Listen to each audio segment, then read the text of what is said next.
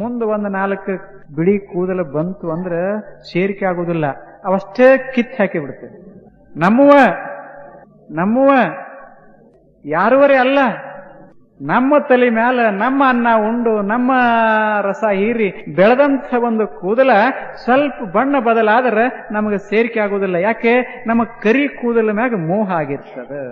ನಾವು ಏನ್ ತಿಳ್ಕೊಂಡಿರ್ತೇವಿ, ಈ ಕಪ್ಪ 100 ವರ್ಷ ತಕ ಹಿಂಗ ಇರಬೇಕು ಅಂತ ತಲೆ ಹಾಕೊಂಡು ಸ್ವಲ್ಪ ದಿವಸ ಹಂಗ್ ಮಾಡ್ಕೋತ ಹೋಗ್ತೇವಿ, ಕೆಲವು ತಕ್ಕೋತ ಹೋಗ್ತೇವಿ. ಅವು ಬಹಳ ಬರಾಕ್ ಹತ್ತಿದ ಕೂಡ್ಲೆ ಏನ್ ಮಾಡಕ್ಕಾಗ್ತದೆ?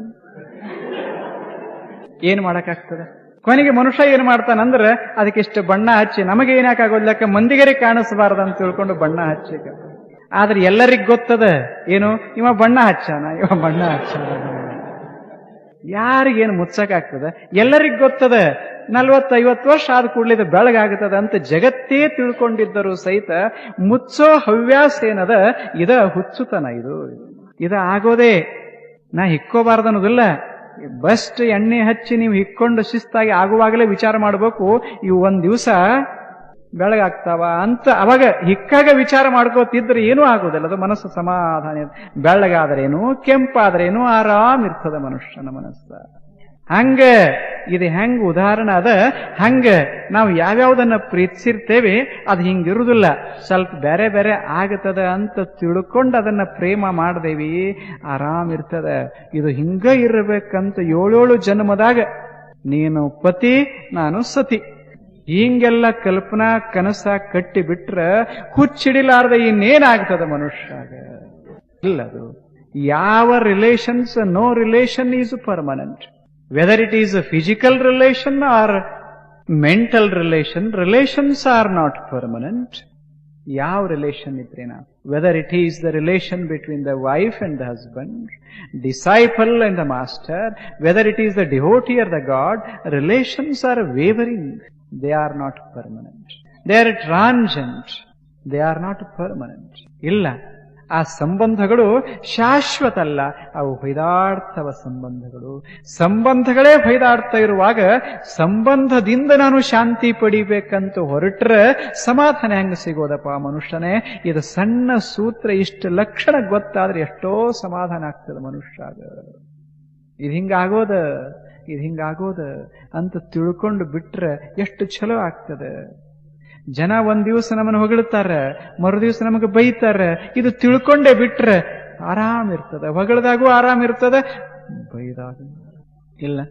ಇದನ್ನ ಅರ್ಥ ಮಾಡಿಕೊಂಡ್ರೆ ಇದು ಇಂದಿನ ಸೂತ್ರ, ಬಹಳ ಚಿಕ್ಕ ಸೂತ್ರ, ಪ್ರಯೋಗಾತ್ಮಕ, ಪ್ರಾಕ್ಟಿಕಲ್.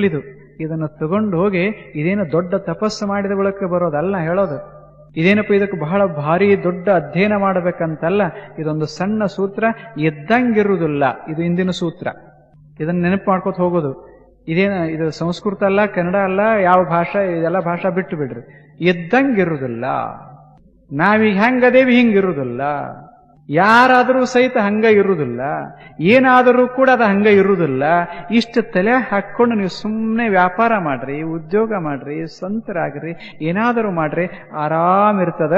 ಆರಾಮ್ ಇರಬೇಕಾಗಿತ್ತು ಅಂದ್ರೆ ಇದ್ದಂಗಿರುವುದಿಲ್ಲ ಅಂತ ತಿಳ್ಕೋಬೇಕಾಗ್ತದೆ. ಎಷ್ಟು ಸಣ್ಣ ಸೂತ್ರ ಇಲ್ಲ. ಇದೇನು ವೇದ ಬೇಕಾ? ಇದಕ್ಕೆ ವೇದ ಅಧ್ಯಯನ ಬೇಡ, ಉಪನಿಷತ್ ಅಧ್ಯಯನ ಬೇಡ, ವಚನಾಧ್ಯಯನ ಬೇಡ, ಯಾವುದು ಬೇಡ.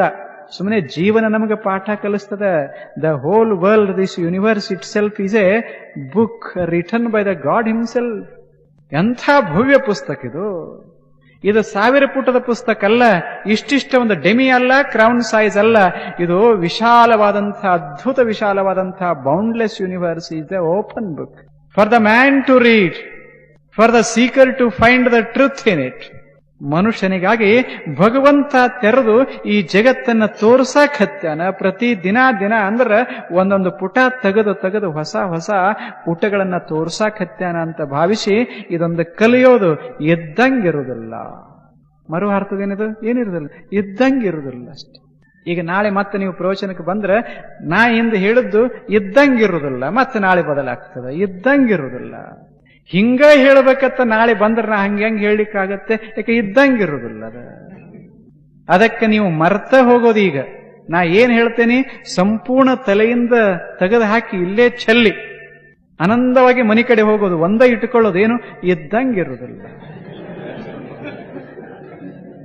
ಎಷ್ಟು ಸುಲಭ. ನೌಕರಿ ಮಾಡೋ ಮೊದಲನೇ ದಿವಸ ಹೋಗಿ ಜಾಯಿನ್ ಆಗುವಾಗ, ಸಹಿ ಮಾಡುವಾಗ ಮನಸ್ಸಿನಾಗ ಅನ್ಬೇಕು, ಇದು ಇದ್ದಂಗಿರುವುದಿಲ್ಲ. ಈ ಕುರ್ಚಿ, ಈ ವೈಭವ ಇದ್ದಂಗಿರುವುದಿಲ್ಲ. ಬಂಗಾರಪ್ಪನವರು ಆದರೂ ಇದ್ದವ್ರ ಬಗ್ಗೆ ಅನಬಾರದು, ಆದ್ರೆ ಹೋಗೋದು ನಿಶ್ಚಿತದ. ಆದ್ರಿಂದ ಏನು ಮಾಡ್ಲಿಕ್ಕೆ ಆಗ್ತದೆ? ಇದ್ದಂಗಿರುವುದಿಲ್ಲ. ಯಾರು ಬಂದರೇನು, ಯಾರು ಬಂದರೇನು? ಇಡೀ ಇತಿಹಾಸ ನೀವು ನೋಡ್ರಿ, ಸಮಸ್ತ ಜಗತ್ತಿನ ಇತಿಹಾಸ ನೋಡ್ರಿ. ಇತಿಹಾಸ ಅಂದ್ರೇನು? ಏನು? ಇಡೀ ಇತಿಹಾಸ ಅಂದ್ರೇನು? ಇದ್ದಂಗಿರುವುದಿಲ್ಲ. ಅದೇ ಇತಿಹಾಸ. ಆವಾಗ ವಿಜಯನಗರ ಇದ್ದಂಗೆ ಈಗಿರುವುದಿಲ್ಲ, ಬರೀದು ಶಾಹಿ ಇದ್ದಂಗೆ ಮುಂದಿರುವುದಿಲ್ಲ, ಹಿಂಗ ಇದ್ದಂಗಿರುವುದಿಲ್ಲ, ಇಂದಿಂದು ನಾಳೆ ಇರುವುದಿಲ್ಲ. ಇದೊಂದು ಬಹಳ ಸುಂದರ ಸೂತ್ರ. ಸುಮ್ಮನೆ ಇದನ್ನ ಮೆಲುಕು ಹಾಕ್ತಾ ಮನೆಗೆ ಹೋಗ್ರಿ. ನಾಳೆ ಬರುತಕ ನೋಡ್ರಿ ಅದು ಮಜಾ ಹೆಂಗಾಗ್ತದೆ, ಹೆಂಗ ದರ್ಶನಗಳು ಹೆಂಗ ಸುಂದರ ಆಗ್ತಾವ. ಬಹಳ ತಲೆಗೆ ಕಾವ ಇರುವುದಿಲ್ಲ. ಯಾರು ಏನಂದರು ಸಹಿತ ಹಂಗೂ ಇರ್ತಾರ, ಹಿಂಗೂ ಇರ್ತಾರ, ಇದ್ದಂಗೆ ಅವರೆಲ್ಲಿ ಇರ್ತಾರ. ಎಷ್ಟು ತಿಳ್ಕೊಂಡು ಬಿಟ್ರೆ ಎಷ್ಟು ಆನಂದ ಆಗ್ತದೆ, ಎಷ್ಟು ಆನಂದ ಆಗ್ತದೆ. ಇದು ಒಂದು ಸೂತ್ರ. ಇದು ಇಂಥದ ಕೆಲವು ಸೂತ್ರಗಳನ್ನ ಮತ್ತೆ ನಾನು ಪ್ರತಿದಿನ